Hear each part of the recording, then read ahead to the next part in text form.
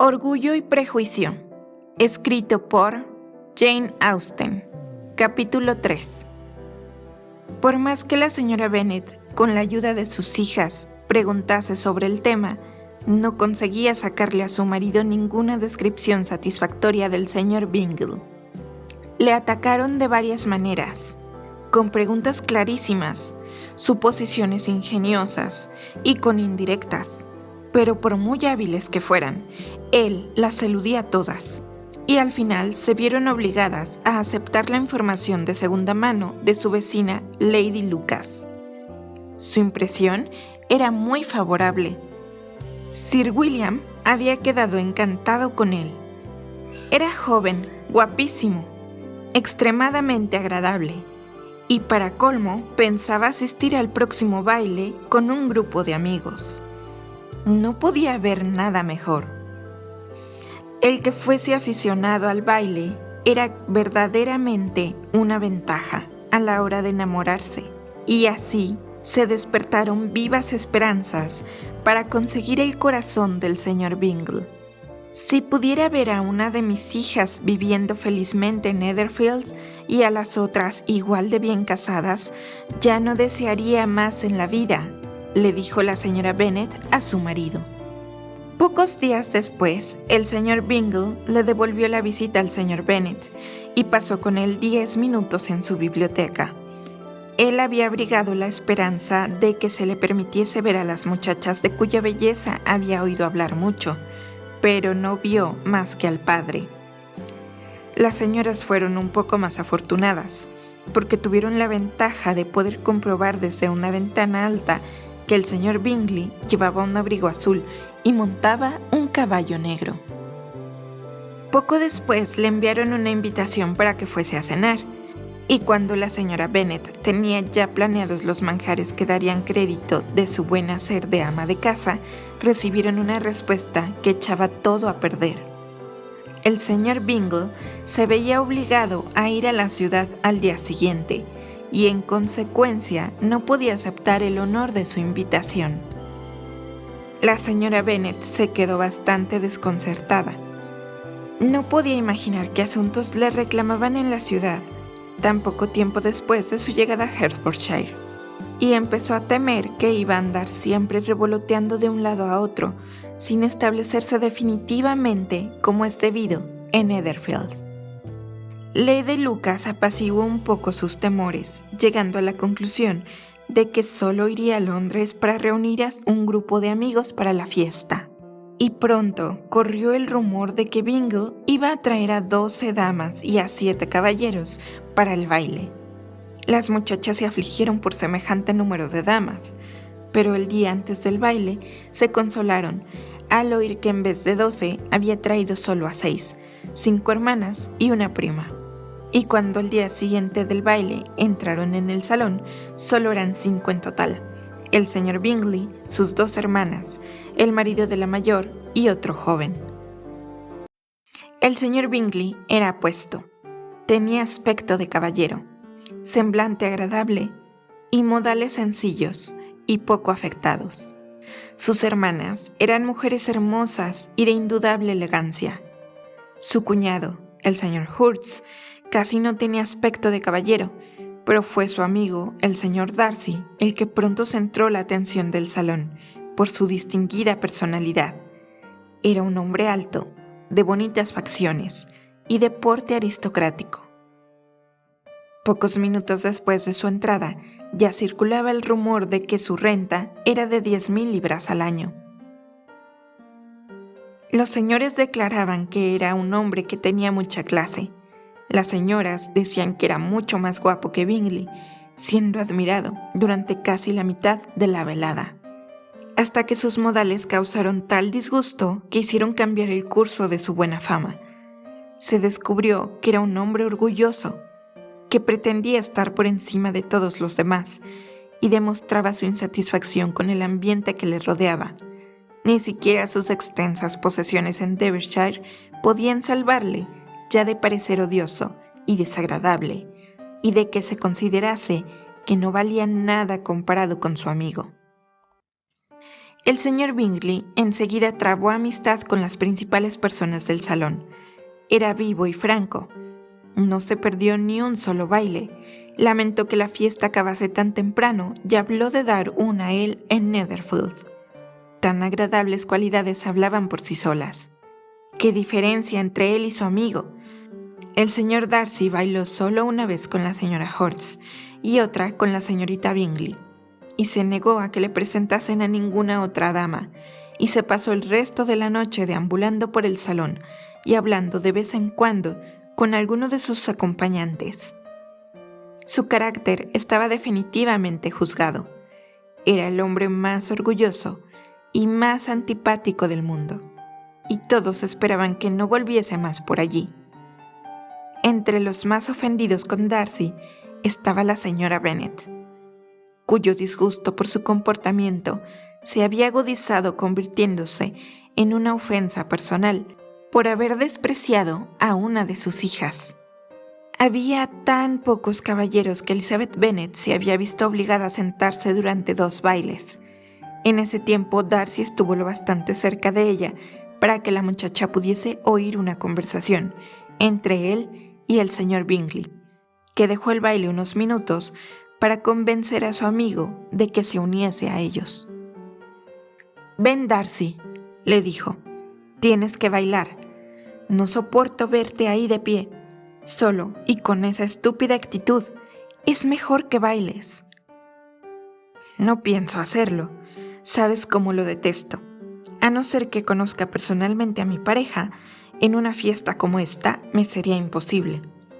Tus hermanas están comprometidas, y bailar con cualquier otra mujer de las que hay en este salón sería como un castigo para mí». «No debería ser tan exigente y quisquilloso», se quejó Bingley.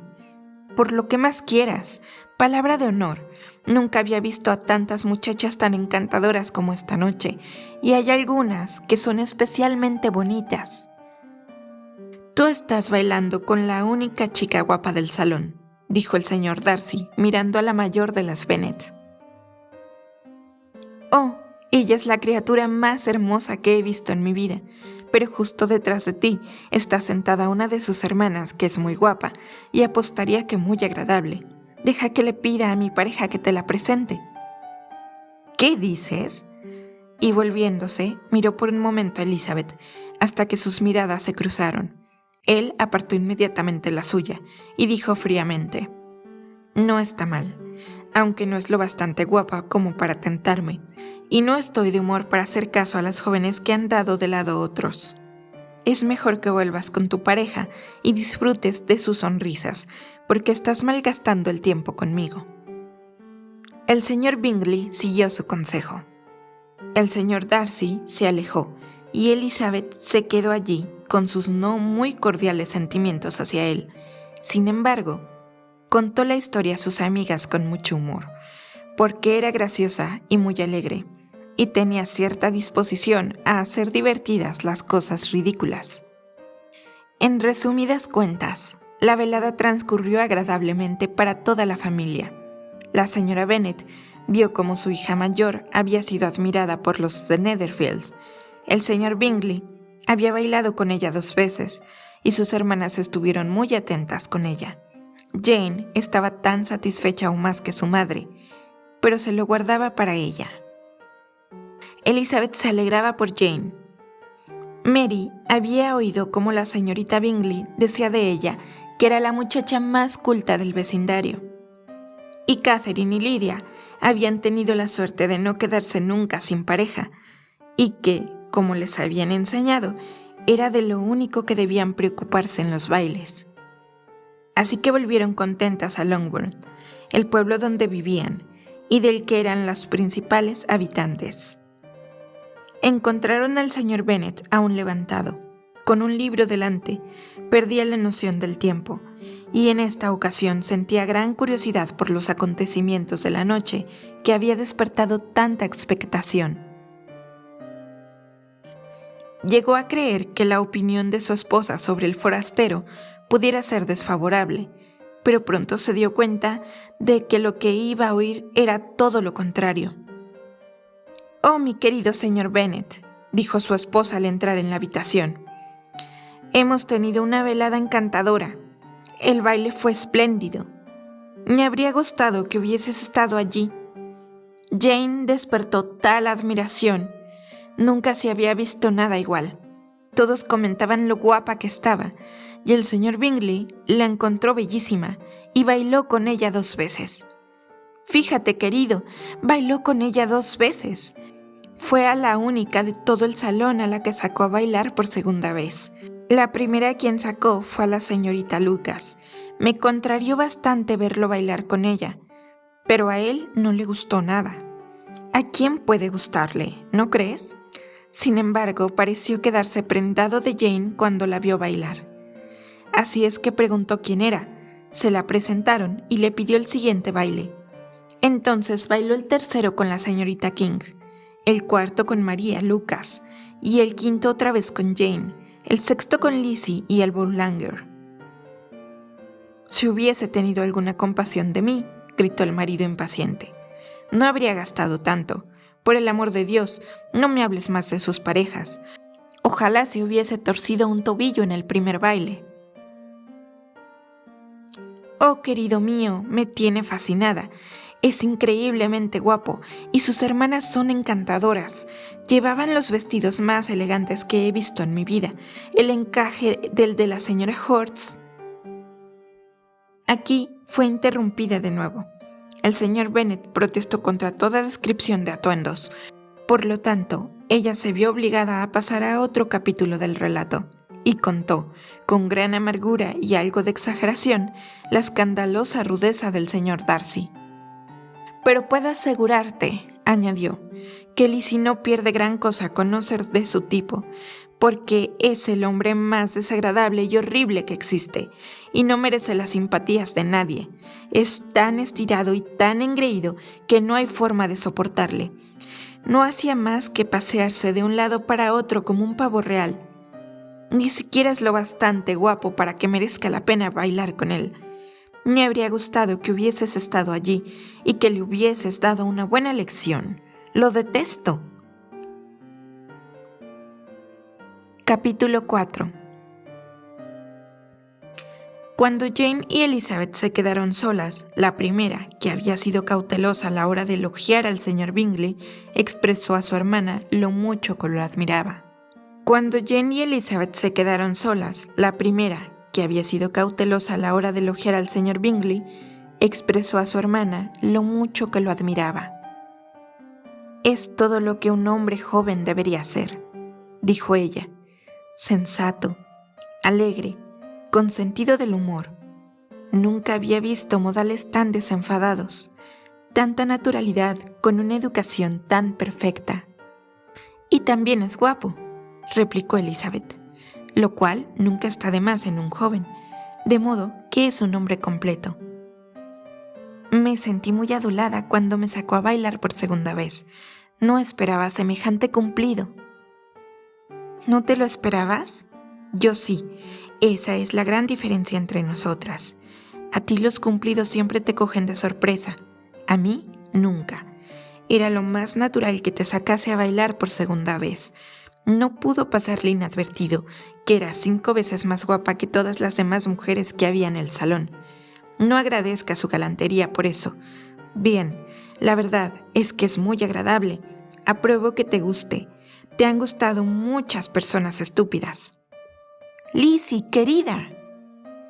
Oh, sabes perfectamente que tienes cierta tendencia que te guste toda la gente. Nunca ves un defecto en nadie. Todo el mundo es bueno y agradable a tus ojos. Nunca te he oído hablar mal de un ser humano en mi vida. No quisiera ser imprudente al censurar a alguien, pero siempre digo lo que pienso. Ya lo sé. Y es eso lo que lo hace asombroso. Estar tan ciega para las locuras y tonterías de los demás, con el buen sentido que tienes. Fingir candor es algo bastante corriente.